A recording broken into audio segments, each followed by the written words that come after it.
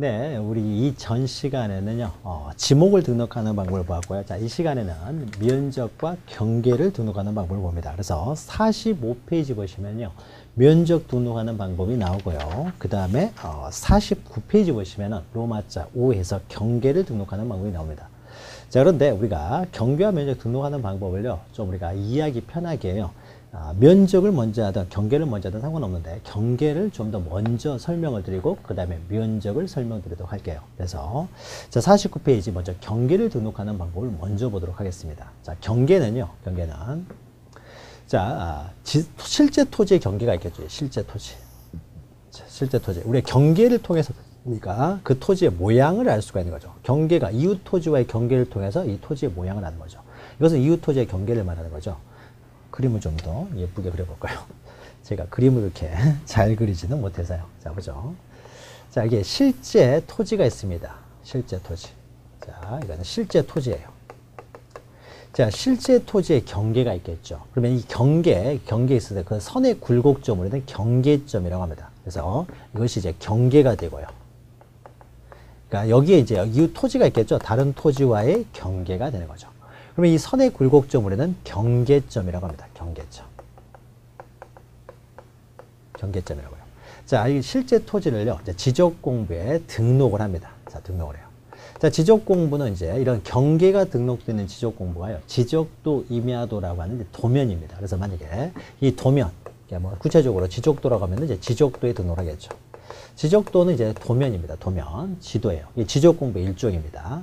자, 여기 이제 등록을 합니다. 그래서 실제 토지를요, 실제 토지를 도면에 이렇게요, 이제 정확하게 등록을 하는 거죠.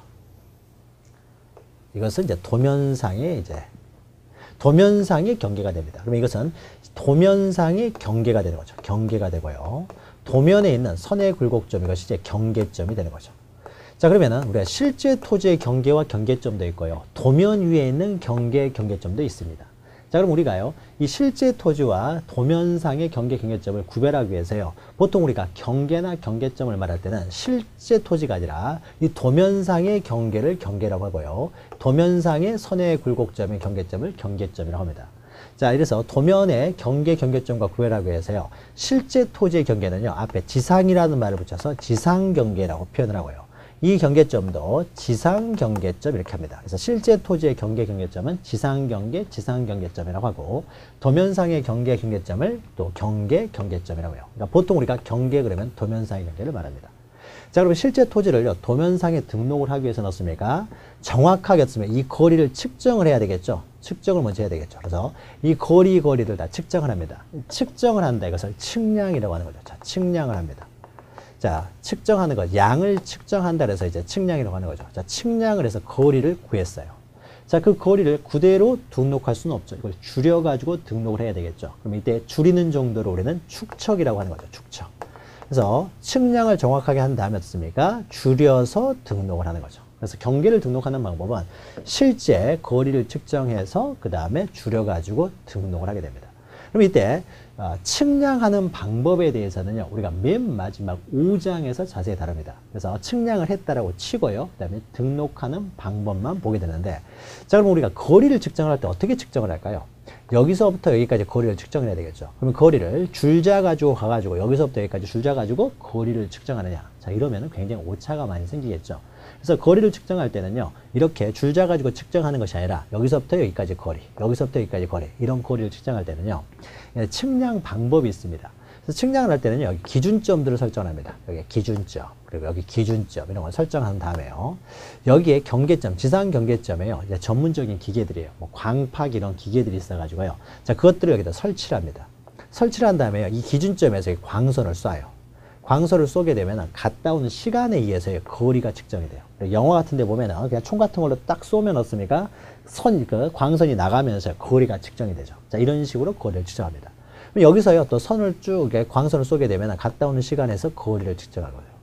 그러면 여기서 이제 측정하는 사람이 있습니까? 광선을 쏘는 사람이 이제 각도를 알게 되겠죠.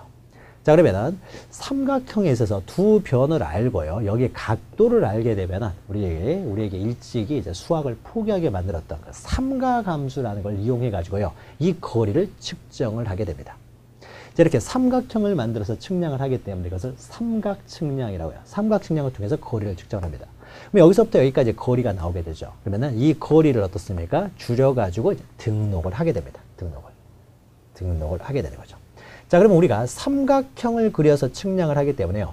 자, 실제 토지는 어떻습니까? 실제 토지는요, 직선일 수가 없는 거죠. 이 직선이라고 하는 것은 수학적으로만 존재하죠. 우리가 직선처럼 보이지만 직선은 없습니다. 현실에서는. 그러나 삼각형을 만들어서 거리를 측정하다 보니까요, 여기 이 선을 어떻습니까? 여기 등록을 할 때는 직선으로 등록이 되겠죠. 삼각형을 만들어 가지고 등록하기 때문에 실제 토지는 직선이 아니라고 하더라도 지적공부에 등록되는 선들은요, 다 직선으로 그려지게 됩니다. 그래서 경계는 다 직선으로 그려지게 돼요. 자, 그러면은 우리가 경계 그러면 도면상의 경계를 말하고요. 이 도면상의 경계 개념부터 보도록 하죠. 자, 경계 그러면은요. 자, 보죠. 49페이지. 자, 필지별로 이 경계점을 자, 직선으로 연결할, 직선에다 동그라미 치면 됩니다. 우리가 경계 그러면은 도면상의 경계를 말해요. 실제 경계가 아니라, 그래서 도면상의 경계는 다 직선으로 그려집니다. 삼각형을 만들어서 측량을 하다 보니까요. 그래서 직선으로 연결할 지적공부에 등록된 선을 말한다라는 거죠. 자, 그러면요, 이 지적공부에 등록된 이 경계하고요, 실제 토지의 경계가 불일치가 생길 수도 있는 거죠. 그러니까 여기에 만약에 여기에 실제 토지를 분할을 이렇게 했습니다. 분할을. 그래서 실제 토지를 분할했는데, 그럼 분할되면요, 그것을 그대로 어떻습니까? 직선으로 여기에 지적공부에 등록을 합니다. 근데 지적공부에 등록된 경계하고요, 실제 토지의 경계가 불일치할 수도 있습니다. 불일치할 수도 있는 거죠. 자, 그래서 갑이 전체를 소유하고 있다가 이걸 분할해서 을한테 이 부분을 팔았어요. 그러면 정확하게 측량해서 갔으면 모르겠는데, 측량을 하는 과정에서요, 측량하면서 경계가 이렇게 됐습니다. 자, 그러면 우리는 지적공부에는 경계가 이렇게 돼 있고 실제 경계는 저랬을 때요. 자, 만약에 이 토지를 을이 취득을 했을 때 을이 취득하는 토지 소유권을 보면은 여기서부터 여기까지가 되느냐, 아니면은 지적공부에 등록된 이것만 소유하느냐, 아니면 실제 토지의 경계에 맞춰서 여기까지 토지의 소유권을 취득하느냐라는 겁니다. 자, 우리가 토지를 살 때는 어떻습니까? 정보를 우리 지적공부를 통해서 정보를 얻기 때문에요. 지적공부에 등록되어 있는 선, 이 선을 보고 우리는 경계를 알게 되고 소유권 범위를 알게 되는 거죠. 그래서 실제 토지의 경계하고 공부상의 경계가 불일치하게 되면요, 원칙적으로는 공부상의 경계를 기준으로 합니다. 그러라고 공부가 있는 거잖아요. 그래서 그 다음 내용이 나와요. 자, 두 번째 줄 보시면 어떤 토지가, 중간줄 보시면요, 어떤 토지가 지적공부에 한 필의 토지로 등록되면은 그 토지의 경계는요, 다른 특별한 사정이 없는 한 이 등록에 의해서 특정된다. 자, 등록된 지적공부에 의해서 특정이 된다는 거죠. 지적공부가 우선이 됩니다. 그러니까 등록 위에다 지적공부로 보고요, 이 공부, 실제 토지하고 지적공부상의 경계가 불일치하면은 공부상의 경계가 원칙적으로 경계가 된다는 거죠. 공부상의 경계. 공부상의 경계로서 특정이 된다. 등록이라는 건 공부, 지역공부상의 경계로 특정이 되고, 다만 이게 원칙이에요. 여기까지가 딱 근 다음에 여기까지가 원칙이라고 쓰시면 되고요. 그 다음에 이제 예외인데요. 예외적으로 지적공부를 작성함에 있어서 기점을 잘못 선택하는데요, 기술적인 착오, 자, 기술적인 착오에다 동그라미 치고요. 기술적인 착오로 말미암아 지적공부상의 경계가 진실의 경계서가 다르게 잘못 작성되었다는 등 특별한 사정이 있는 경우, 자, 이런 예외적인 경우, 또는 당사자가 공부상의 경계는 어떻습니까? 이렇게 되어 있지만 당사자를 실제 경계를 여기로 하기로 하는, 공부상의 경계는 여기지만 실제 경계는 여기로 하자라고 해서 이만큼을 팔겠다라고 하고요. 그러니까 첫 번째가 뭐 어떤 기술적인 착오로 의해서 잘못됐다랄지, 착오를 했지. 아니면 두 번째는 여기는 없지만은 당사자 간의 실제 경계에 따르기로 하는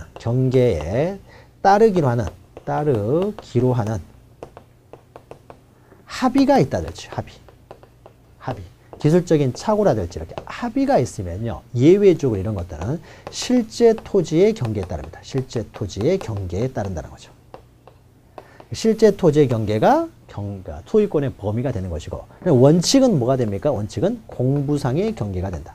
공부상 경계가 원칙적으로 소유권의 범위가 된다는 거죠. 자, 이거 하나 좀 기억하시면 됩니다. 그래서 이런 예외적인 경우는 맨 마지막에 보시면은 지적공부에 의하지 않고, 그 경계는 마지막에 기술적인 착오 또는 합의가 있었을 때는 지적공부에 의하지 않고 실제 경계에 의해서 확정되는 것이고요. 그러나 이런 예외적인 경우가 아니라면은 공부상의 경계에 의해서 경계는 확정이 되고 예외적으로 이런 사정이 있었을 때만 이제 실제 경계에 의해서 이제 확정이 된다는 거죠. 그러나 예외적인 이런 경우가 아니면은요, 공부상의 경계에서 정해지기 때문에 공부상 경계는 굉장히 중요한 의미를 갖게 되는 거죠. 자, 경계와 관련돼서는 일단 직선으로 나타내준다. 요거 기억하시면 되고. 자, 경계에 이제 설정 원칙이 있는데요. 이것은 우리가 앞에서 한 내용이니까 간단히 해보죠. 경계 국정의 원칙. 우리가 지적 국정주의에서 했던 거죠. 그러니까 경계도 토지의 표시니까 토지의 표시도 원칙적으로 국가가 정한다. 그래서 지적 국정주의에 따라서 경계도 국가가 결정하는 것이 원칙이라는 것이고요. 양가로 이번에 특히 중요합니다.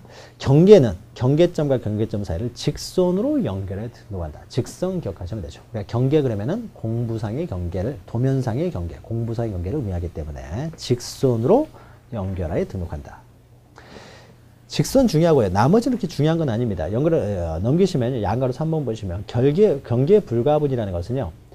이 토지와 이 토지, 이웃하는 토지와 경계는 하나밖에 없는 거죠. 그래서 이것은 둘로 나눌 수가 없다는 거죠. 그래서 두 번째 줄 보시면요. 인접토지에 공통으로 적용되기 때문에 이를 분리할 수 없다. 경계는 특별한 사정이 없으면 이렇게 옮기지도 못하고요. 분리할 수도 없다는 것이고요. 밑에 양가로 4번은 축척 종대라는 것은요. 어떤 똑같은 토지의 경계가요. 똑같은 토지의 경계가 두 개의 도면에 등록되어 있어요. 두 개의 도면에 등록되어 있는데 여기에도 등록되어 있고요. 또 다른 도면에도 등록되어 있습니다. 근데 이 도면은요. 600분의 1 축척으로 등록한 도면이고요. 이 다른 도면은 이것은 1200분의 1로 줄여놓은 축척이 1200분의 1이라는 거죠. 자, 그러면 1200분의 1로 줄였느냐 600분의 1로 줄였느냐에 있어서요. 600분의 1로 줄여놓으면 어떻습니까? 더 크죠. 1200분의 1이라면 더 작게 축소를 해놓은 것이죠. 자, 그러니까 그림이 이것이 더 크기 때문에요. 저 큰 쪽이 좀 정확하겠죠. 그래서 축척의 큰 쪽. 자, 축척이 서로 다른 두 개의 도면에 등록됐으면 종대. 그러니까 축척은 종대. 종은 따르다는 것이고 대는 큰 쪽이죠. 큰 쪽. 축척이 큰 쪽을 따른다라는 거죠. 그래서 밑에 보시면 동일한 경계가 축척이 다른 도면에 각각 등록되어 있을 때는 축척이 큰 도면의 경계에 따른다. 그러니까 축척이 작은 도면이 아니라 축척이 큰 도면에 따른다라는 거죠. 요거 기억하시면 됩니다. 자, 이런 식으로요. 측량을 통해서 축척에 의해서 경계를 직선으로 등록을 하게 됩니다.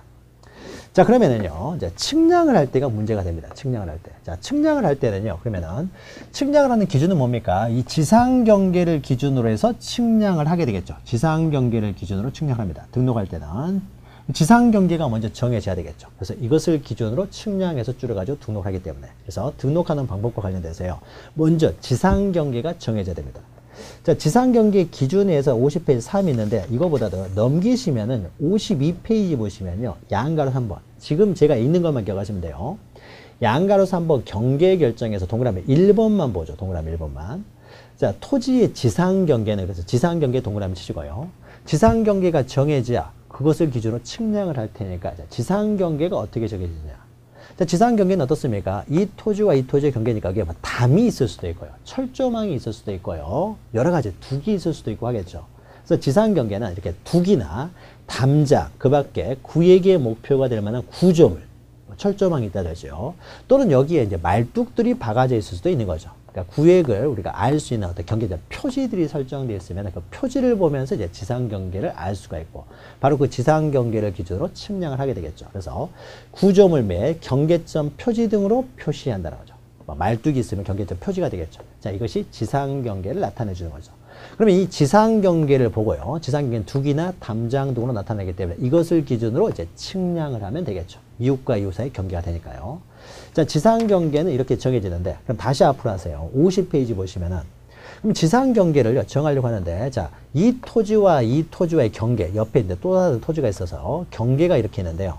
여기 이제 이 지상경계를 기준으로 측량을 하려고 하는데 이 지상경계에 담이 있습니다. 담이. 그러면 여기서부터 쭉 이렇게 옆으로 보면은 이렇게 되겠죠. 여기에 지상경계에 이렇게 담이 있다는 거죠. 담이. 자, 이렇게 담이 있다 보면 어떻습니까?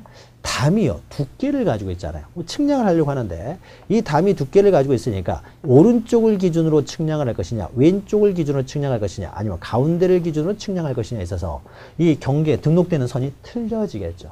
자, 그럼 이때 지상경계는 두기나 담장 등으로 경계가 설정되는데 이때 측량을 할 때요. 지상 경계를 어디로 담의 두께를 가지고 있으니까 이때 이 담의 어디를 기준으로 해가지고 측량할 것이냐. 즉 이 토지와 이 토지에 이 담이 있었을 때 담의 어디가 지상 경계가 되느냐. 이것도 중요한 거죠. 자, 이 내용이요. 50페이지 차단 지상 경계 기준입니다. 자, 지상 경계에 담이 있었을 때, 구조물이 있었을 때, 그럼 구조물이 두께를 가지고 있기 때문에 이 지상 경계는 과연 담의 어디가 지상 경계 기준이 되느냐. 이것을 기준으로 측량을 해야 될 테니까요. 그래서 지상 경계 기준이요. 시험에 자주 나오는 내용, 기본적인 내용입니다. 자, 보죠. 동그라미 1번부터. 자, 연접하는 토지 사이에요. 높낮이 차이가 없어요. 자, 높낮이 차이가 없을 경우에는, 높낮이 차이가 없을 때는 지상 경계는 이 구조물의 중앙을 우리는 지상 경계로 합니다. 구조물의 중앙이라고 보는 거죠. 그래서 구조물의 중앙. 오른쪽에 그림도 있죠. 구조물의 중앙을 지상 경계가 되기 때문에 여기를 기준으로 측량을 한다는 거죠. 자, 그런데 만약에 이 토지하고 이 토지 사이에요. 높낮이가 있습니다. 이렇게. 자, 높낮이가 있으면 어떻습니까? 여기 어떻습니까? 토지가 허물어지지 않도록 여기 축대 같은 걸 쌓아 놓겠죠. 축대 같은 걸 이렇게 쌓습니다. 자, 축대 같은 걸 쌓게 되면요. 이 축대는 어떻습니까?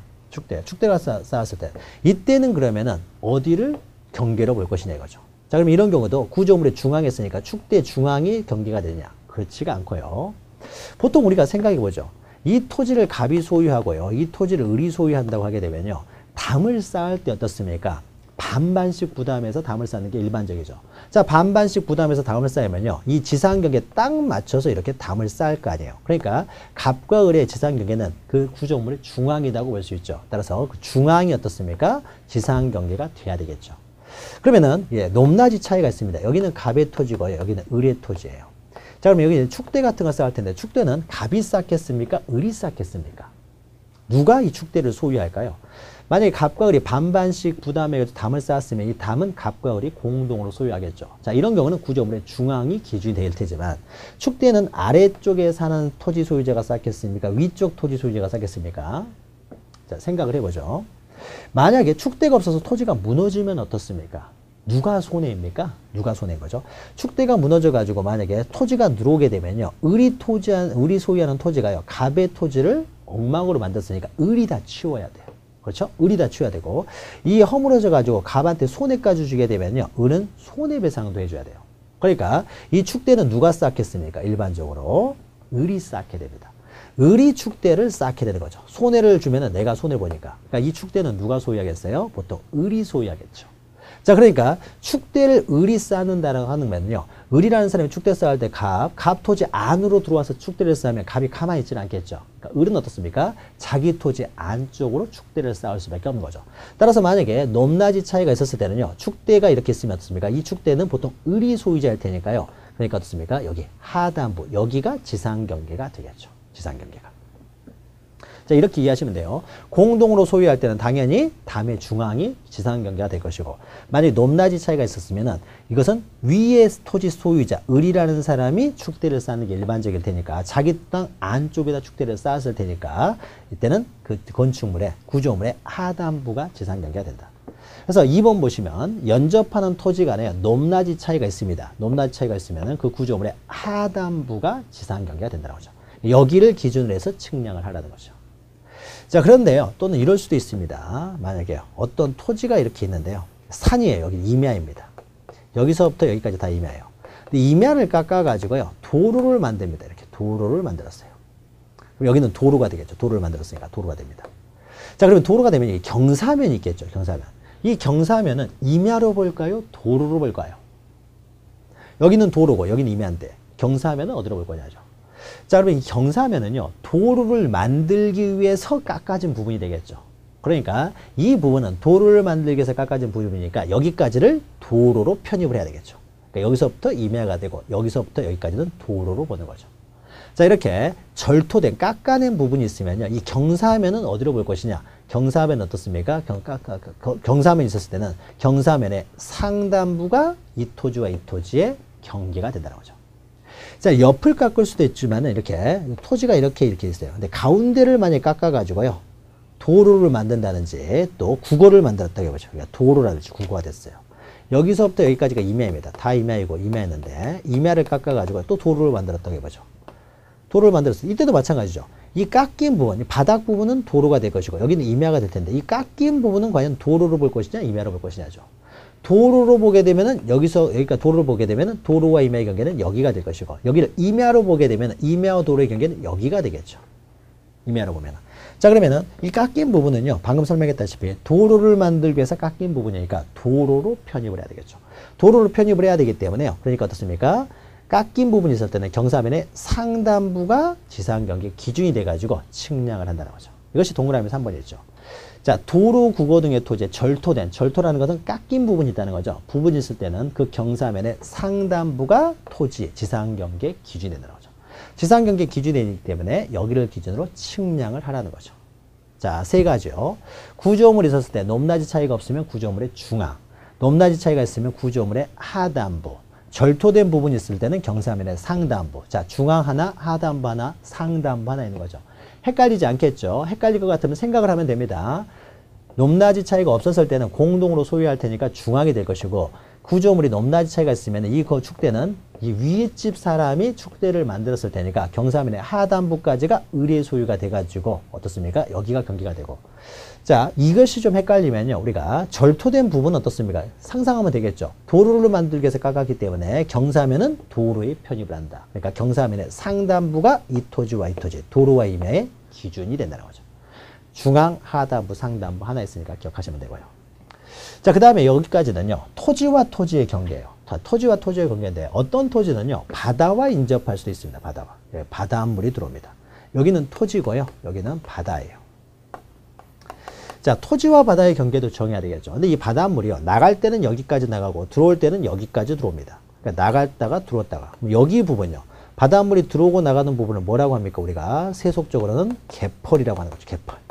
이 개펄을요. 법적인 표현으로는요. 간석지라고 합니다. 간석지. 자, 간석지는 개펄인데요. 자, 그러면 개펄을요. 바다로 볼 것이냐? 토지로 볼 것이냐죠. 자, 들어오고 나가기 때문에 여기를 평균해가지고 딱 잘라서 반은 토지로 보고 반은 바다로 볼 것이냐. 그렇게 해서는 안 되겠죠. 일단 어떻습니까? 바닷물이 들어오는 것은 다 바다로 취급을 해야 되겠죠. 그래서 이 간석지 개펄은요. 바다로 취급합니다. 바다로. 자, 바다로 취급하기 때문에요. 바다와 토지의 경계는 어디가 되겠습니까? 바닷물이 최대한 많이 올라갔을 때, 즉 최대의 만조의, 최대의 만수위가 되는 이 선이 바로 토지와 바다의 경계가 되고 여기를 기준으로 해서 측량을 한다는 거죠.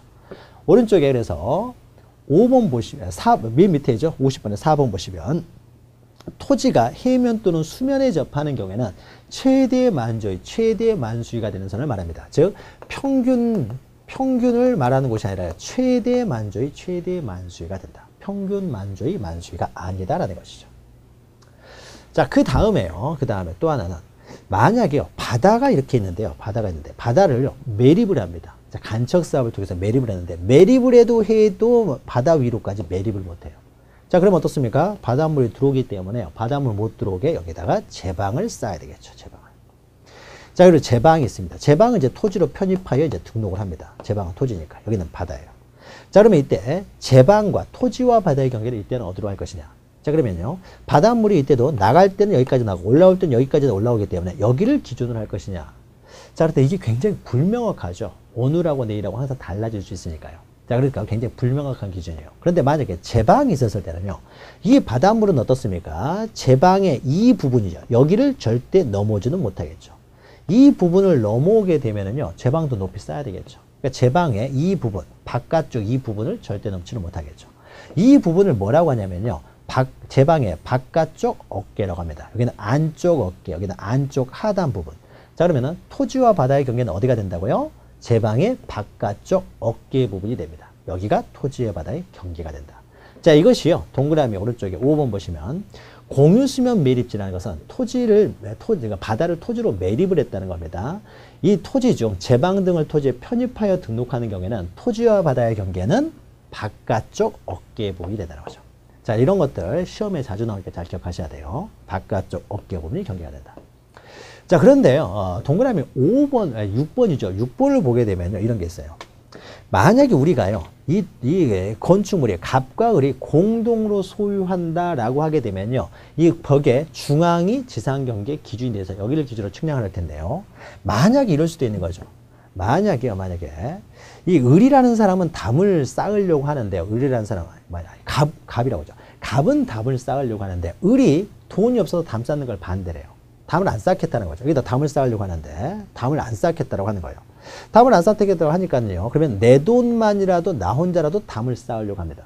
그래서 이 담을 쌓는데요. 담을 쌓는데 이것을 갑이 쌓은 담이에요. 그러면 이 담은 누가 소유해요?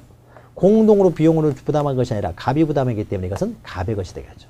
그럼 갑이 자기 돈으로 담을 쌓으려고 합니다. 그럼 담을 쌓았어요. 그럼 만약에 갑이 자기 돈으로 담 쌓을 때 을이라는 사람이 내 토지를 밟고 들어와서 담을 쌓으면 이 사람 가만히 있지 않겠죠. 이 땅 안쪽으로 담을 쌓으라고 할 거 아니에요. 그래서 담을 쌓긴 쌓았는데 이 담이 갑이 소유하고 있다라고 하죠. 갑이 혼자 소유하면 어떻습니까? 이 토지와 이 토지의 관계는 어디였다는 걸 의미합니까? 여기였다는 걸 의미하겠죠. 그러니까 자기 토지 안쪽에다 담을 쌓겠죠. 만약에 갑과 을이 공동으로 소유하는 담이었으면 중앙이 지상경계가 되겠지만 이것이 갑이 소유하는 담이다. 그러면은 당연히 자기 토지 안쪽에다 담을 쌓았을 테니까 소유권에 따라서요. 이곳이 지상경계가 되겠죠. 마찬가지로요. 갑과 을이 이렇게 있는데 높낮이가 있어서 축대가 있습니다. 자, 축대가 있는데요. 을이 보통 축대를 쌓는데 을이 축대를 쌓지 않아요. 그럼 이게 만약 토지가 허물어지면 갑이 내가 죽게 생겼다는 거죠. 죽게 생겼으니까 갑이라는 사람이 자기 돈으로 축대를 쌓습니다. 자기 돈으로. 이 축대를 누가 쌓느냐? 갑이 자기 돈으로 축대를 쌓았어요. 자, 그러면 갑이 자기 돈으로 축대를 쌓을 때요. 을 토지 안으로 들어와서 축대를 쌓으려고 하면 을이 가만히 있지는 않겠죠. 그러니까 결국 갑은 자기 토지 안쪽에다가 축대를 쌓겠죠. 이 축대가 갑의 것이니까요. 자, 그러니까 만약에 축대가 쌓여져 있는데 이 축대가 갑의 것이라면은 갑과 을의 경계는 어디였다는 걸 의미합니까? 여기였다는 걸 의미하죠. 그러니까 어떻습니까? 자기 토지 안쪽에다가 축대를 쌓았겠죠. 또 마찬가지예요. 이것도 마찬가지고. 그래서 동그라미 6번 보시면은요. 지상경계 구역을 형성하는 구조물 등의 소유자가 다른 경우요. 그러니까 우리가 처음에 봤던 1, 2, 3번. 지금 1, 2, 3번 하고요. 1, 2, 3번 이거는 공동소유고 이것은 을이 소유자인 것이고 이런 거였는데 만약에 소유자가 달라요. 이게 공동소유자가 아니라 갑의 것이고 이 축대가 을의 것이 아니라 갑의 것이라는 거죠. 이렇게 구조물 등의 소유자가 다른 경우에는요. 1, 2, 3의 경우에는 1, 2, 3에 불과하고 그 소유권에 따라서 경계를 정한다는 거죠.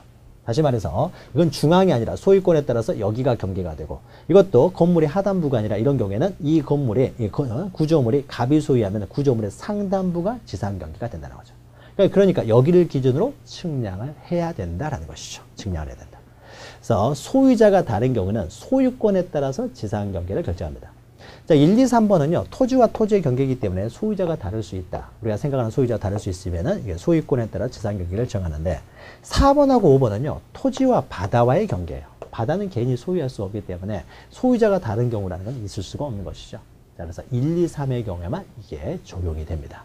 그래서 소유자가 다른 경우에는 소유권에 따라서 지상 경계를 정한다는 거죠. 그래서 이것을 기준으로 해서 측량을 해서 어떻습니까? 지적공부에 등록을 한다는 거죠. 자, 이것이 특히 그 지상경계 결정 기준, 요게 중요한 것이고요. 그 밑에 4번 보시면은 뭐 기타 이렇게 있는데요. 기타 이것은 그렇게 중요한 내용은 아닙니다. 그래서 양가를 1번 보시면 그냥 나중에 심화 강의 시간에 설명을 드릴 텐데 체크만 해두시죠. 우리가 보통 측량을 할 때, 특히 이렇게 분할하는 측량을 할 때는 어떻습니까? 이렇게 분할하는 측량을 해요. 또 분할하는 측량을 할 때는 지상 경계점이 어떻습니까? 경계점 표지를 설치하고 보통 측량을 하게 되겠죠. 측량을 합니다. 그래서 이 지상 경계점에 경계점 표지를 설치한 후 측량할 수 있는 경우는 가로 읽고 분할이죠. 분할만 동그라미 치면 돼요. 이렇게 보통 일반적으로 분할할 때는 지상 경계점에 경계점 표지를 설치한 후 측량할 수 있다. 이런 말 나오면 다 맞는 말이에요. 그러니까 여기서 1번부터 5번까지를 외울 필요가 없고요. 그냥 분할하려고 한다.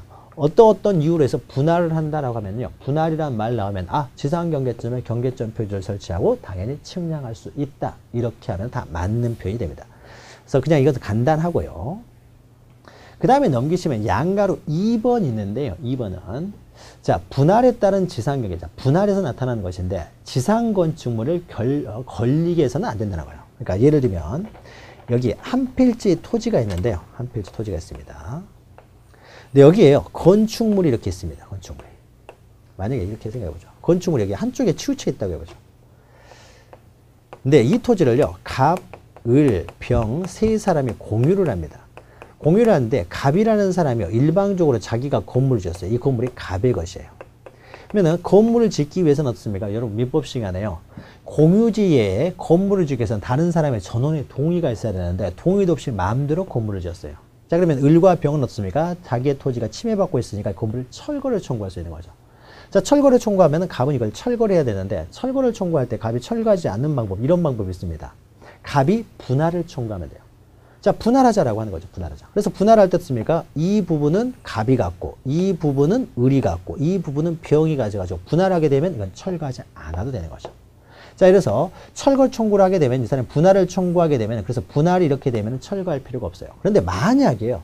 갑이라는 사람이 무단으로 건물을 지었는데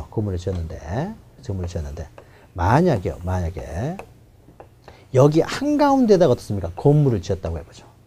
자, 그러면 철거하지 않기 위해서는요. 분할할 때 어떻게 해야 됩니까? 이것까지 갑이 갖고 이거는 을이 갖고 이건 병이 갖고 이렇게 협의를 해야 되는데 을, 병이 협의에 동의해줄 리가 없겠죠. 이런 식으로 협의할 리가 없겠죠. 자, 협의가 안 되면 결국 어떻습니까? 재판상 분할을 할 거고 재판상 분할에 있어서도 어떻습니까? 이건 너무 불합리하잖아요. 그러니까 결국 어떻습니까? 법원에서요. 야, 이 토지 이거 어차피 철거해야 될 불법 건축물이다. 갑리가 동의도 없이 만들었기 때문에 이건 철거해라 라는 식으로 해서요. 분할을 이런 식으로 분할해라라고 하는 거죠. 이건 갑, 이건 을, 병 이렇게 하자라. 법원의 확정 판결에 의해서 어떻습니까? 이렇게 분할이 됐을 때는요. 지상 건축물을 걸리게 어떻습니까? 이 지상 건축물을 걸리게 분할이 가능해요. 그러나 이런 예외적인 경우를 제외하고는요. 만약에 당사자 합의에 의해서 분할할 때는요. 원칙적으로 지상 건축물을 걸리게 할 수는 없습니다. 지상 건축물을 걸리게 분할해버리면 이렇게 되겠죠. 당사 재판이 아니라 합의해서 분할하게 되면은 이 건축물이 어떻습니까? 도대체 몇 번지에 있느냐? 3개의 토지가 발생하는데 건물이 3개의 토지를 걸쳐서 있다 보면 이 건물은 도대체 몇 번지에 있는 건물이냐? 포기하기 너무 어렵기 때문에요. 그래서 협의해서 분할을 할 때는요. 지상 건축물을 걸리게 할 수가 없습니다. 그래서 원칙적으로는요. 분할에 따른 지상 경계는요. 지상 건축물을 걸리게 해서는 안 된다. 여기 위에다가 원칙이라고 쓰시면 됩니다. 원칙적으로 지상 건축물을 걸리게 해서는 안 된다라고 원칙 쓰신 다음에 다만 다음에 어느 하나에 해당하는 경우에는 걸리게 할 수도 있다는 거죠. 그러면 다만 해가지고 예외라고 쓰시면 돼요. 예외. 그러면 원칙은요. 이렇게 공유물을 합의해서 분할하는 경우뿐만 아니라 만약에요. 갑이라는 사람이 전체 토지를 소유하고 있다가 이것을요. 이 토지도 갑의 것이고 건물도 갑의 것인 상태에서 갑이라는 사람이 일부만 처분을 하려고 합니다. 이 부분만 처분하려고 할 때요. 분할해서 처분해야 되기 때문에 이때 건축물을 걸리게 분할해서 이걸 처분할 수 있냐. 이런 게 안 된다는 거죠. 그러니까 매매나 원칙 밑에다가요. 매매나 또는 소유권 이전. 자, 이런 것을 위해서요. 어떤 개인적인 이익이죠. 뭐요? 사익이죠. 사익. 어떤 개인적인 이익을 위해서 분할할 때는요. 원칙적으로 이렇게 건축물을 걸리게 해서는 안 되는 게 원칙입니다. 그래서 건축물을 걸리게 분할해서는 안 된다는 거죠. 그러나 여기 예외가 있는데 예외 4가지가 있어요. 이것을 여러분 기억하셔야 되는데 4가지예요. 방금 첫 번째가 뭐였습니까? 법원의 판결에 의해서 이렇게 분할해 그러면은 이렇게 건축물을 걸리게 분할할 수밖에 없는 거죠. 그러니까 법원의 확정 판결이 있으면 예외적으로 지상 건축물을 걸리게 할 수도 있고요. 그 다음에 2, 3, 4번은요. 뭐냐면요. 어떤 개인적인 이익을 위해서 분할하는 것이 아니라 공익적인 이익을 위해서 분할합니다. 공익을 위해서 분할하는 경우에는 이런 경우에는 이 건축물이 걸리게 분할하는 것보다도요. 더 큰 어떤 공익적인 목적, 필요가 있었을 때는 건축물을 걸리게 할 수도 있다는 거예요. 그러니까 매매나 소유권 이전과 같이 개인적인 이익을 위해서 분할할 때는 지상 건축물을 걸리게 분할해서는 안 되지만은 보다 큰 공익적인 목적을 위해서 분할이 될 때는 지상 건축물을 걸리게 할 수도 있다는 거죠. 그래서 앞에 수식어를 잘 보셔야 돼요. 그래서 1번 보시면은요. 먼저 판결이 있으면 건축물을 걸리게 할 수도 있습니다. 그 다음에 2, 3, 4번은 외울 것이 아니라요. 1번에 공익사업만 동그라미 치시고 3번에 도시개발사업만 동그라미 치시면 되고요. 4번에 국토의 계획 및 이용에 관한 법률. 다 공법이죠. 공익적인 목적이죠. 그래서 국토의 계획 및 이용에 관한 법률에 따라 도시, 군관리계획선에 따라서요. 토지를 분할한다. 이거 다 공익적인 필요죠. 그러니까 이걸 외울 필요가 없고 그냥 판결 또는 공공사업, 공공사업이죠. 그 다음에 뭐 도시개발사업, 국토의 계획 및 이용에 관한 법률. 어떤 공익을 위해서 분할할 때는 지상 건축물을 걸리게 할 수 있다. 자, 그래서 시험 문제는 이렇게 나옵니다. 그냥 지상 건축물을 걸리게 분할할 경우는 지상 건축물을 걸리게 해서는 안 된다라고 쭉 써요. 근데 앞에 수식어가 이제 붙어 있는 경우입니다. 앞에 수식어가 없이 그냥 분할을 할 때는 지상건축물을 건리게 해서는 안 된다라고 돼 있으면요. 그냥 맞는 말이에요.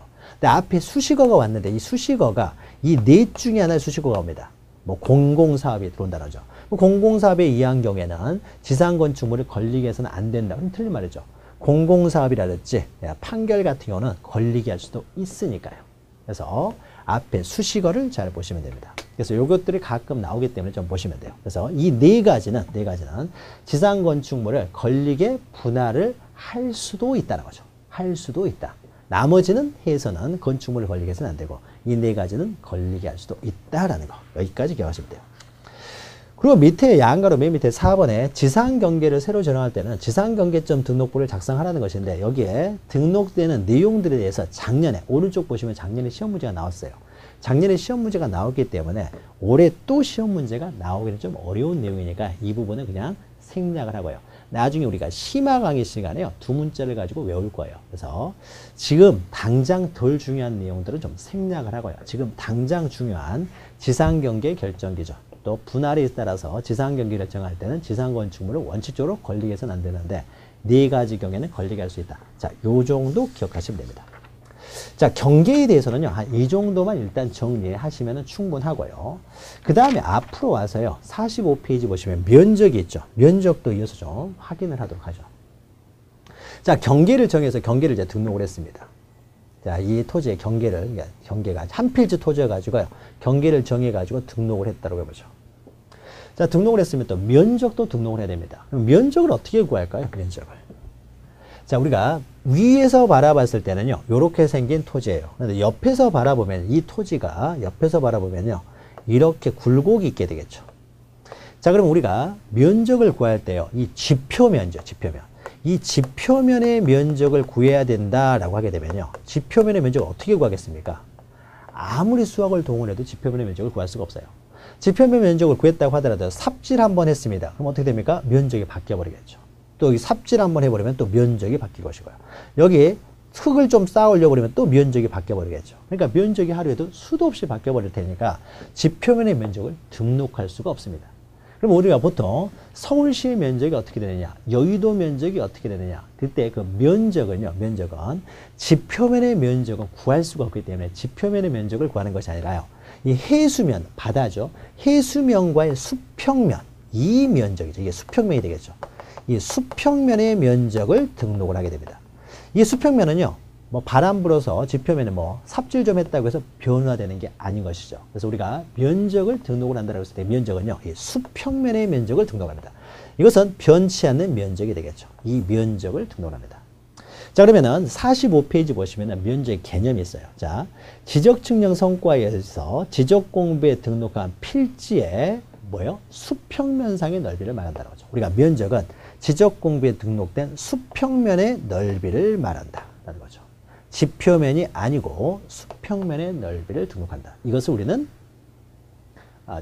면적이라고 합니다. 밑에 그림도 있는 거죠. 자, 단위는요, 제곱미터를 사용합니다. 과거에는 이제 평 단위를 사용했는데 지금은 제곱미터 단위를 사용합니다. 자, 밑에 면적 측정의 대상, 면적도 이제 측량을 해야 되는 거죠. 이때 측량의 대상, 그 다음에 측량 방법이 나오는데, 측정 방법이 나오는데, 자, 면적 측정의 대상에서요, 이것은 우리가 그 밑에 나오는 건 우리가 나중에 하나씩 공부하게 될 내용이니까 지금은요, 세부 측량을 하는 경우에 필지마다 면적을 측정한다. 그러니까 우리가 면적을 등록할 때는 등록될 필지마다 다 면적을 측정을 합니다. 그래서 필지마다 면적을 측정한다. 이것만 좀 기억하시면 돼요.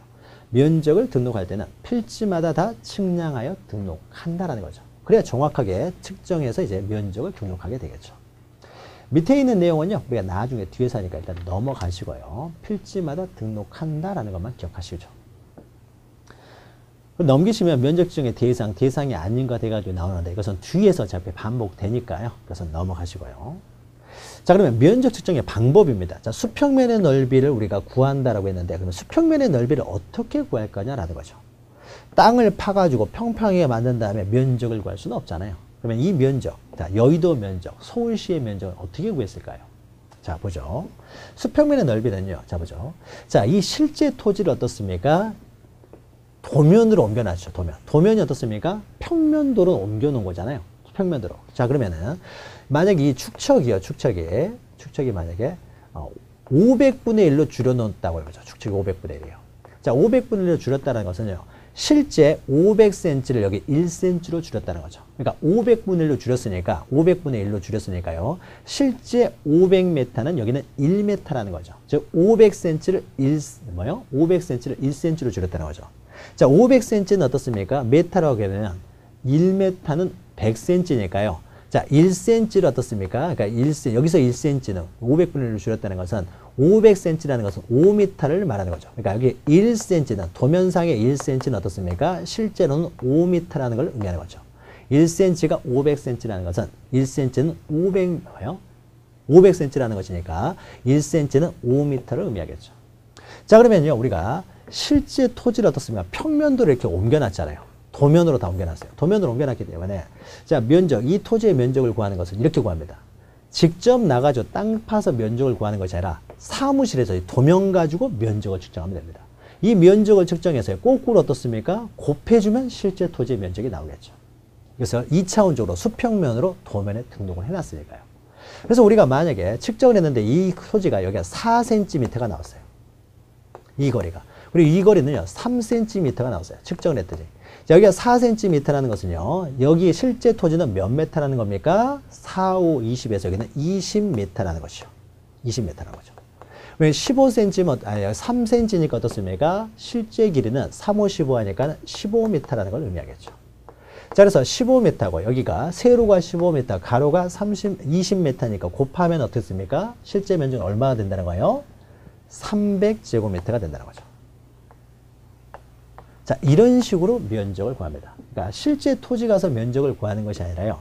도면 위에서요. 측정을 해가지고 어떻습니까? 거꾸로 축척을 곱해주면은 수평면의 넓이가 나오겠죠. 그래서 실제 면적을 이렇게 구합니다.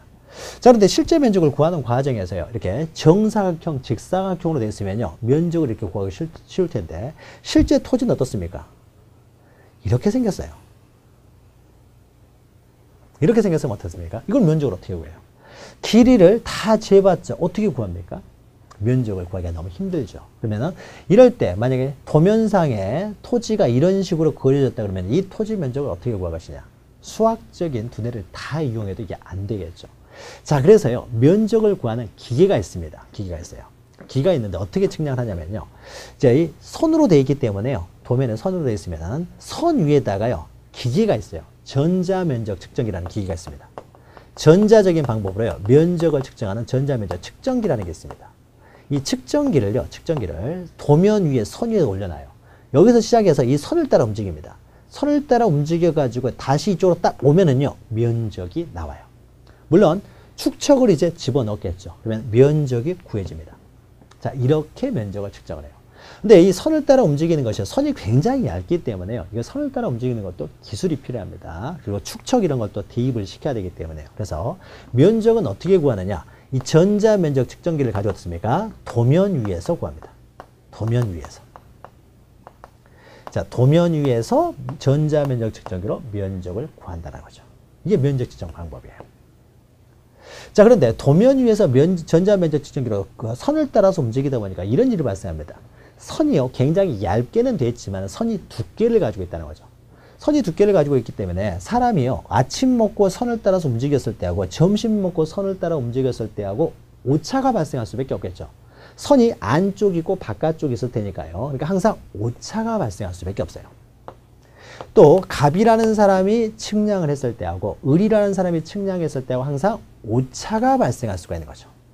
오차가 발생하니까 그만큼 어떻습니까? 면적의 정확성이 좀 떨어지는 거죠. 자, 그래서 전자면적 측정기로 측정하게 되면 항상 오차가 발생할 수가 있다는 거죠.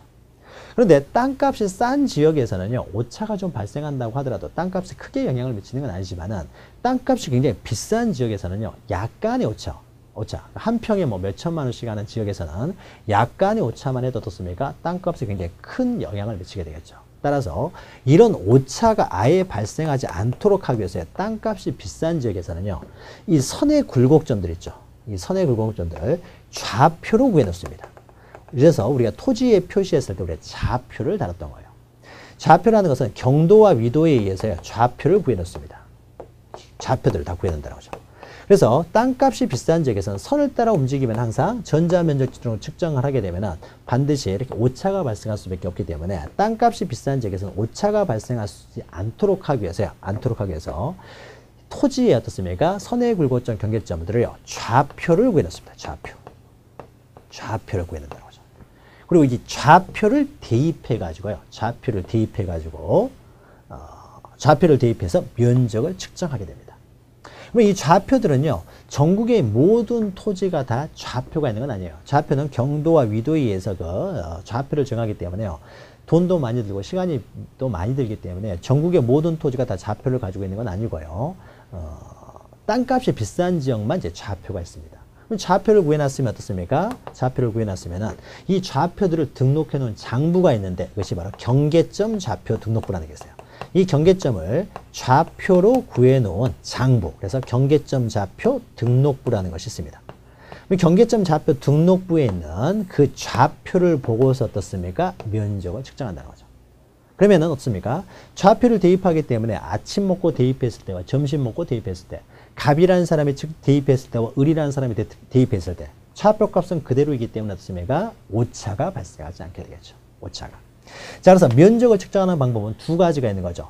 도면 위에서 전자면적 측정기로 측정하는 방법이 있고요. 자, 일반적인 면적 측정은 도면 위에서 전자면적 측정으로 측정을 합니다.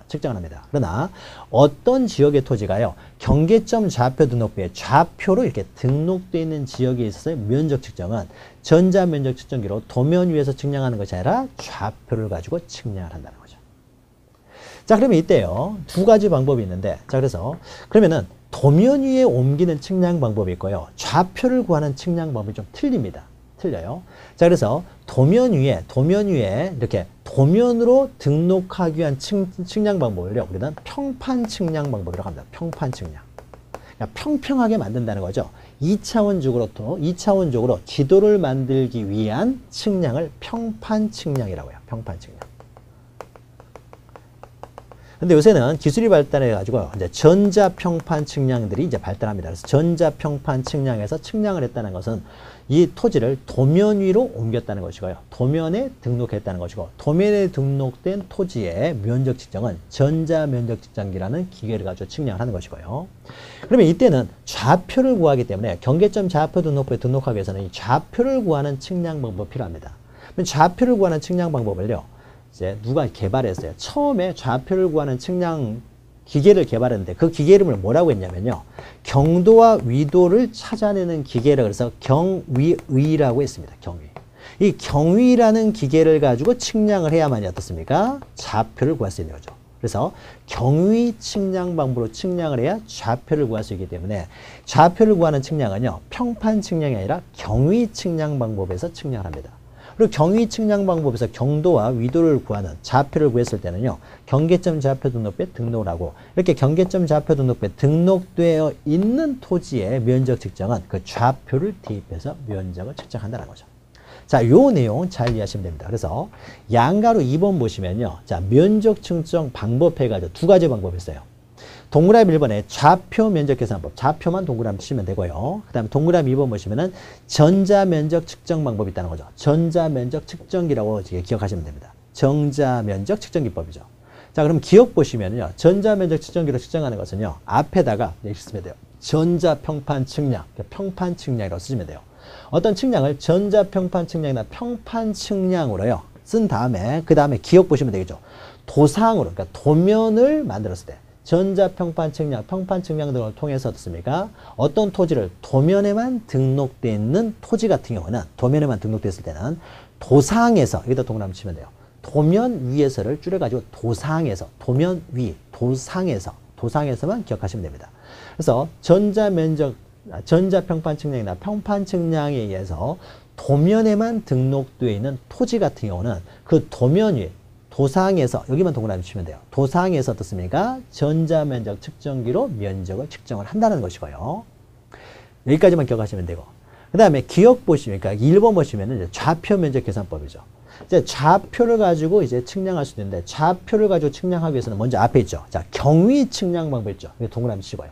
경위 측량 방법으로 측량을 해야 어떻습니까? 좌표를 구할 수 있어요. 즉, 다시 말해서 경위 측량 방법 동그라미 치신 다음에 이 세부 측량을 한 지역은 경위 측량 방법으로 좌표를 구했으면 그 좌표들을 등록해 놓은 장부인 경계점 좌표 등록부를 만든다는 거죠. 즉, 다시 말해서 이렇게 경계점 좌표 등록부에 등록되어 있는 토지, 경계점 좌표 등록부가 비치되어 있는 지역에서는 이 도면 위에서 전자면적 측정기로 측정하는 게 아니고요. 오차를 발생하지 않도록 하기 위해서 일부러 좌표를 구해놨기 때문에 이런 곳에서의 면적은요, 필지의 좌표 동그라미 치면 되겠죠.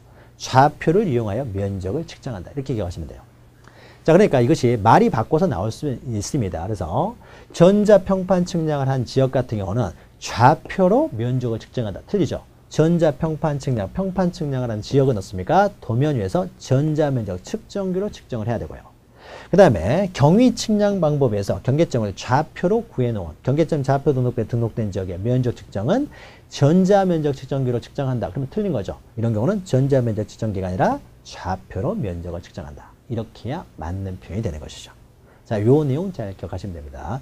이 두 가지가 이렇게 바뀌어서 나올 수가 있기 때문에 요거 잘 기억하시면 돼요. 자, 이렇게 면적을 측정한다는 거죠. 자, 그러면요, 오른쪽에 3번 뭐죠? 3번. 자, 면적을 결정을 합니다. 그래서, 자, 전자면적 측정기라도 있죠. 좌표를 가지고요, 면적을 측정을 했습니다. 기계를 가지고 측량을 했는데, 그 나오는 값이 얼마가 나왔냐면요, 370, 370, 4.51 이렇게 나왔어요. 소수점이. 자, 이렇게 나오면요, 이 내용을 그대로 다 등록하는 것이 아니고 이 부분에서요, 소수점을 좀 정리를 해가지고 등록을 합니다. 자, 우리가 좌표로 등록된 지역은 어떻습니까? 땅값이 비싼 지역이라고 했죠. 땅값이 비싼 지역이니까요, 이 지역에서는요, 소수점 첫째 자리까지 구합니다. 등록을 해요. 소수점 첫째 자리까지 등록을 하는데, 좌표로 구해져 있지 않은 지역은 땅값이 그렇게 비싼 지역은 아니니까요, 끝수들을 다 버려버리고요, 1의 자리까지만 등록을 합니다. 끝수를 처리하고 1의 자리까지만 등록한다는 거죠. 다시 말해서 경계점 좌표 등록부에 등록된 지역에서 374.51 이렇게 나오게 되면요, 이때는 소수점 첫째 자리까지 구하게 되고요. 만약에 전자면적 측정기로 측정한 지역 같은 경우는 땅값이 비싸지 않기 때문에 1의 자리까지만 등록한다는 거죠. 그러면 뒤에 이제 끝수가 있으니까 끝수를 처리하게 되죠. 그래서 그 끝수 처리하는 방법이 나옵니다. 자, 그러면요, 좌표로 구해놓은 지역은 정확하게 면적을 측정할 수 있으니까요, 전계점 좌표 등록부에 등록된 지역에서는요, 이런 경우는 0.1제곱미터까지 구하게 되고요. 그런데 좌표로 구해져 있지 않은 지역에서도요, 경계점 좌표로 등록되지 않은 지역에서도 땅값이 굉장히 비싼 지역이 있겠죠. 굉장히 땅값이 비싼 지역이요. 그래서 우리가 축척의 종류가 여러 가지가 있습니다. 축척의 종류는요, 자, 기본적으로 몇 개 한번 보도록 하죠. 축척의 여러 가지 종류가 있는데요. 자, 우리가 처음에 지적 공부를 만들 때 이 지적도는요, 축척을 기본적으로 1200분의 1로 만들었어요. 그런데 임야도 같은 경우는 좀 더 작게 줄여가지고 이것은 6000분의 1로 만들었습니다. 그래서 기본 축척이 두 가지가 있어요. 자, 그런데 1200분의 1로 되는데 어떤 지역은 이거보다 좀 자세히 기록할 필요가 있다라고 하게 되면요, 이것을 두 배를 확대를 해가지고 600분의 1 축척을 만들고요. 자, 어떤 지역은 사람이 살고 있는 지역이라고 하더라도 농촌처럼 땅값이 그렇게 비싸지 않는 것은 이렇게까지 자세할 필요가 없으니까 이건 두 배로 또 축소를 해가지고요, 2400분의 1로 만든 축척 지역도 있습니다. 그리고 또 6000분의 1을 임야도로 만들었다고 했는데요. 자, 6000분의 1도요. 어떤 임야는 좀 자세히 해놓을 필요가 있다 그러면 두 배로 확대를 해가지고 이것을 3000분의 1로 만들어진 것도 있습니다. 그래서 기본적으로 이 6000분의 1과 1200분의 1을 기본으로 해가지고요, 기본으로 해서 이렇게 5가지의 축척이 있었는데, 현대에 와서는요, 1200분의 1, 600분의 1 이렇게 됐다 보니까 계산이 좀 어렵다는 거죠. 그래서 현대에 와서는요, 좀 계산하기 편하게요, 다시 새롭게 측량을 한다든지, 그러니까 축척 변경 지역에서 엄청난 사업을 한다든지, 아니면 도시개발 사업을 한다든지, 이 지역에서는요, 600분의 1로 하지 않고요, 그 지역에서는요, 500분의 1로 축척을 합니다. 이러면 좀 더 계산이 편하기 때문에요. 그리고 농촌 지역을 다시 정비해가지고 다시 도면을 만들 때는 1200분의 1이 너무 좀 계산하기 힘들기 때문에요, 1000분의 1로 만듭니다. 계산하기 편하게. 그래서 지금에 와서 현대에 와서는요 500분의 1, 1000분의 1 축척도 만들어져 가지고요 이렇게 7가지 축척의 종류가 있습니다. 자 그러면은요 이 중에 가장 땅값이 비싼 지역은 어디가 될까요? 1000분의 1은 보통 이제 농지가 되는 거니까요. 자 가장 비싼 건 도시 지역은 600분의 1, 500분의 1 이 지역이 굉장히 비싼 지역이 되겠죠. 자 500분의 1 지역으로 만든 지역들은요 다 도시개발 사업 시행을 해가지고 좌표를 가지고 있는 지역입니다. 근데 좌표가 없다고 하더라도 구시가지 굉장히 땅값이 비싼 지역이 바로 600분의 1 지역이 되겠죠. 자 여기는 땅값이 굉장히 비싸기 때문에요. 비록 경계점 좌표 등록부에 등록이 안 돼 있다고 하더라도 600분의 1 지역은 굉장히 땅값이 비싼 지역이기 때문에 이 지역은 경계점 좌표 등록부에 등록되지 않았다고 하더라도 이것은 소수점 첫째 자리까지 구하게 됩니다. 자 그래서 두 가지예요. 두 가지. 자 소수점을요. 소수점. 이건 전자면적 측정기로 구합니다. 그러니까 경계점 좌표 등록부에 등록된 지역하고 축척이 600분의 1 지역, 이 지역을요 우리는 대축척이라고 보고요. 이 지역에서는 소수점 첫째 자리까지 구하게 됩니다. 그러나 그 이외의 지역, 그 이외의 지역이죠. 그 이외의 지역, 그 이외의 지역은요. 그 이외의 지역은 이 두 가지 지역을 제외한 지역은 다 1의 자리까지만 구한다라는 거죠. 그럼 1의 자리까지만 구하면 등록을 하게 되면요. 뒤에 끝수가 있죠. 그러니까 끝수제 처리 문제가 생기죠. 그래서 올릴 것이냐 버릴 것이냐 이제 문제가 생기는 거죠. 자, 요 올리고 내리는 요 내용이 나옵니다. 그럼 먼저요. 칠판을 보고 설명을 드리면요. 우리가 보통 4,4,5입이라고 하는 거죠. 근데 4,4,5입이 그대로 적용되는 건 아니에요. 자, 600분의 1 지역이나 경계점 좌표 등록부에 등록된 지역을 제외한 지역에서는 1의 자리까지만 구한다라고 했으니까요. 374.51이 나오면 어떻습니까? 이건 어떻습니까? 4,4,5입이면 0.5를 초과하니까 이건 올려야 되겠죠. 올려야 되니까 어떻습니까? 이것은 370 어떻게 돼요? 375 이렇게 등록을 하겠죠. 1의 자리까지 등록하니까. 그러면 만약 여기가 4면 어떻습니까? 374.49면 어떻습니까? 이것은 0.5 여기까지 등록하는데 0.5 미만이기 때문에 이것은 버려가지고요. 374로 등록을 하겠죠. 자 그런데요. 이제 가장 이제 4,4,5입하고 관련돼서 우리가 어렸을 때 수학 시간하고 다른 점이요. 만약에 374점이 5로 딱 떨어졌어요. 자, 이런 경우입니다. 이 경우가 이제 복잡한데요. 아주 복잡한 건 아니고 우리 지적법에서 하는 수학이요. 일반적인 4,4,5하고 좀 차이가 납니다. 자, 374.5 해가지고 딱 5로 떨어져 버렸을 때 5, 1이면 올립니다. 근데 5로 딱 떨어졌다는 거죠. 자, 이럴 때는요. 우리가 일반적으로 4,4,5입해서 올리지만은요. 지적에서는 다릅니다. 4,4,5입이 아니라요. 5로 딱 떨어졌을 때는 앞에 숫자를 봐요. 앞에 숫자를 봐서 0이나 짝수면은 버립니다. 0이나 짝수면. 그러니까 여기는 짝수죠. 그러니까 버려요. 버리니까 어떻습니까? 374가 됩니다. 이럴 땐 버려요. 근데 만약에 373.5 이렇게 나왔을 때요. 자, 그러면 여기도 0.5로 딱 떨어졌죠. 이럴 때는 앞에 숫자를 보는데 앞에 숫자를 보니까 어떻습니까? 홀수죠. 홀수면 올려요. 홀수면 올리니까 어떻습니까? 이것은 올리니까 374가 되는 거죠. 자, 요것만 잘 보시면 돼요. 4,4,5입이 일반적으로 다릅니다. 그래서 딱 5로 떨어졌을 때는 올리는 게 아니라 앞에 숫자를 보고 짝수면 버린다. 그러나 홀수면 올린다. 그러니까 우리가 계산된 면적이요. 374.5로 나왔을 때하고 373.5로 나왔을 때는 등록되는 면적은 동일하게 등록이 됩니다. 4,4,5입이 아니라 앞에 숫자를 본다는 거죠. 자, 이렇게 등록을 합니다. 그러면 만약에 여기는 자 1의 자리까지 등록을 한다고 했어요. 이 지역에서는요. 600분의 1이랄지 경계점 좌표 등록부에 등록되지 않은 지역은요. 1제곱미터 단위로 등록을 합니다. 그러니까 1제곱미터까지 등록을 하니까 만약에 이 지역에서요. 면적을 측정했는데 누가 R받기라고 해서요. 0.4제곱미터가 나왔어요. 자, 이걸 어떻게 등록할 것이냐죠. 자, 그러면 이것은 1의 자리까지 등록을 하는데 뒤에가 어떻습니까? 0.5 미만이기 때문에 이걸 버려가지고 0 이렇게 등록할 수는 없는 거죠. 토지가 있는데 0으로 등록할 수는 없죠. 자, 그래서 이 지역에서는 등록되는 최소 단위가 1이기 때문에요. 1 미만은 다 1로 등록을 합니다. 이렇게 등록하는 것이 아니라 1로. 그러니까 0.4가 되든 0.9가 되든 간에 1제곱미터 미만은 다 1제곱미터로 등록합니다. 여기서 최소 단위는 1이기 때문에요. 자, 그러면 똑같은 방법으로 해요. 600분의 1 지역이나 경계점 좌표 등록부가 구비되어 있는 지역도 마찬가지예요. 그러면 여기서는 0.1 제곱미터까지 등록을 하기 때문에 이렇게 보는 거죠. 뒤를 이렇게 봅니다. 그래서 만약에 375.4.5 등록하고 뒤에 끝수가 있죠. 끝수가 어떻습니까? 0.05 미만이에요. 그럼 이건 버려야 되겠죠. 버립니다. 그런데 여기도 뒤에 끝수가 어떻습니까? 521 이렇게 됐어요. 374.551입니다. 자, 그러면 이때는 어떻습니까? 여기까지 등록을 하는데 뒤에 끝수를 보니까 0.05를 초과하니까 이때는 올려야 되겠죠. 올려서 374.6 이래야 되겠죠. 그래서 만약 여기가 374.5, 40이면 버려야 되니까 374. 그냥 5 이렇게 하면 되고요. 근데 여기서도 마찬가지로요.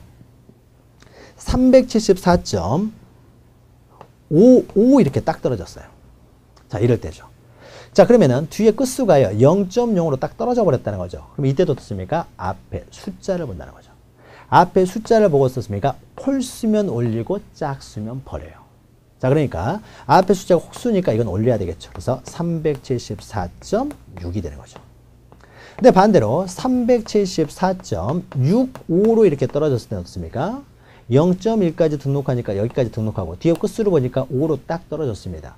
앞에 숫자가 어떻습니까? 짝수예요. 그러니까 이것은 버려야 되겠죠. 버리니까 어떻습니까? 이것은 374.6 이렇게 되겠죠. 자, 그러니까 측정 면적이 374.55와 374.65로 나왔을 때는 등록될 때의 면적은 동일하게 등록이 되는 것이죠.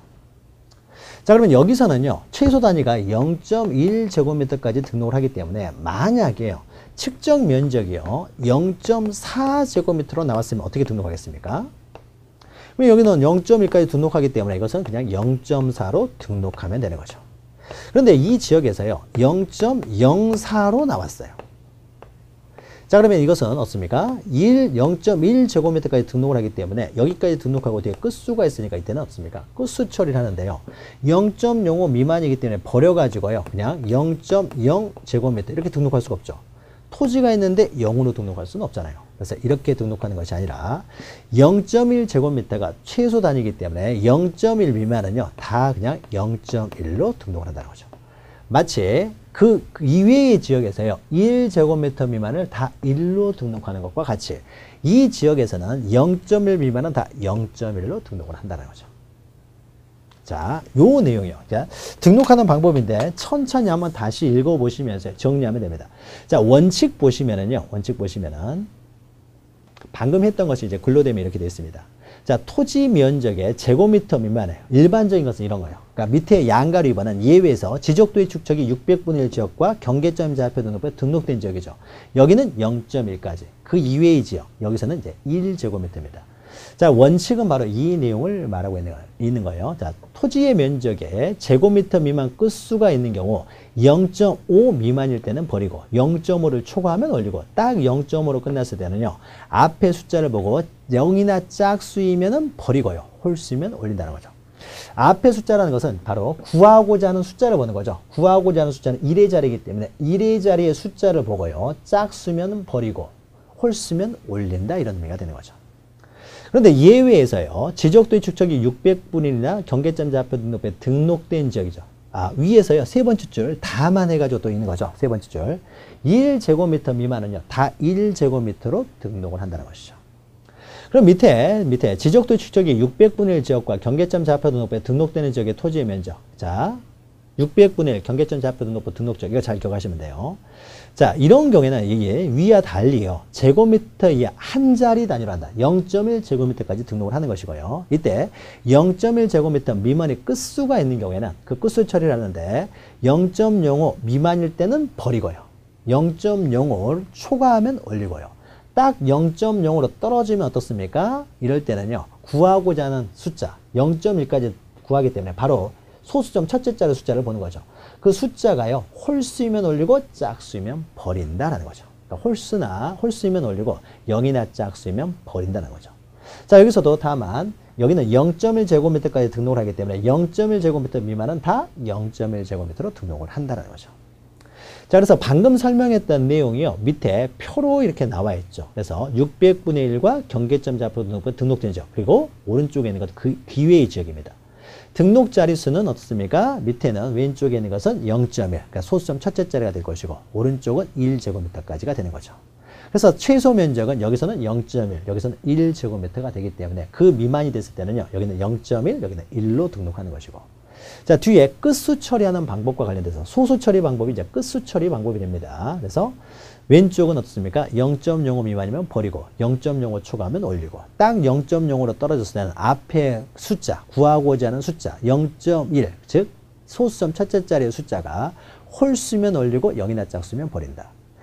오른쪽에 있는 것은 어떻습니까? 똑같은 방법을 하면 되는 거죠. 그래서 여기서는 0.5 미만이면 버리고 0.5 초과되면 올리고요. 0.5로 딱 떨어지면 구하고자 하는 바로 첫 번째 1의 자리 숫자가 짝수나 0이면 버리고 홀수이면 올린다라는 거죠. 그리고 면적 결정에 이해해가지고요. 방금 설명했던 것들에 그 이해가 있기 때문에요. 이해도 여러분 보시면 되겠죠. 한참 볼까요? 그러면은 자 왼쪽에는 600분의 1 경계점 좌표 등록부 등록된 지역은 0.1까지 구하기 때문에 자 산출 면적이 45.46입니다. 그럼 첫째 자리까지 45.4까지 구한 다음에 뒤에 숫자가 0.05를 초과하니까 올려야 되겠죠? 45.5. 밑에는 45.44면 어떻습니까? 0.04로 0.05 미만이기 때문에 버려서 45.4로 될 것이고요. 근데 밑에는 45.45, 45.55가 있다. 그래서 0.0으로 딱 떨어졌을 때는 세 번째는 4로서 짝수이면 버리고 밑에 맨 마지막에 5는 홀수이니까 45.55 나오면은 5 앞에 숫자가 5로 홀수이니까 올려서 밑에는 45.6, 위에는 45.4가 되는 거죠. 오른쪽에 있는 건 어떻습니까? 자, 1의 자리까지 구하기 때문에 똑같은 방식으로 1의 자리까지 구하면 됩니다. 그러니까 45.6이면은 올려서 46, 45.4면 버려서 45, 44.5로 딱 떨어졌을 때는 어떻습니까? 이럴 때는 앞에 숫자를 보고 짝수니까 이것은 버리고요.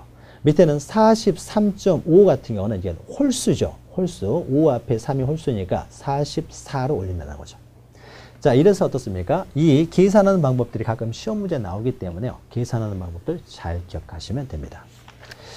자, 그리고 넘기시면은요, 나머지 토지 이동에 따른 면적 결정 방법이 있는데, 우리가 아직 등록 전환, 분할 이런 것들을 아직 다루질 않았기 때문에, 이것은 우리가 나중에 토지 이동 절차를 통해서 다룬 이후에 이 내용을 다루도록 하겠습니다. 자, 그래서 경계나 면적은요, 일단 경계에 있어서는요, 경계를 가지고 측량을 하기 위한 그 지상경계 결정기죠. 지상경계가 먼저 결정돼야 측량할 수 있으니까 지상경계 결정기준이 중요하고요. 자, 면적은 수평면의 면적을 구하게 되는데 뭘 가지고 측량을 하느냐? 전자면적 측정이냐? 좌표냐? 이거 중요하고요. 그 다음에 측정을 했을 때 측정값이 나왔을 때 그것을 다 등록하는 것이 아니라 일반적인 지역은 1의 지역까지, 그러나 600분의 1 좌표 등록부에 등록된 지역은 0.1까지만 등록을 하기 때문에 그러면 끝수 처리를 어떻게 하느냐, 이 내용 좀 기억하시면 됩니다.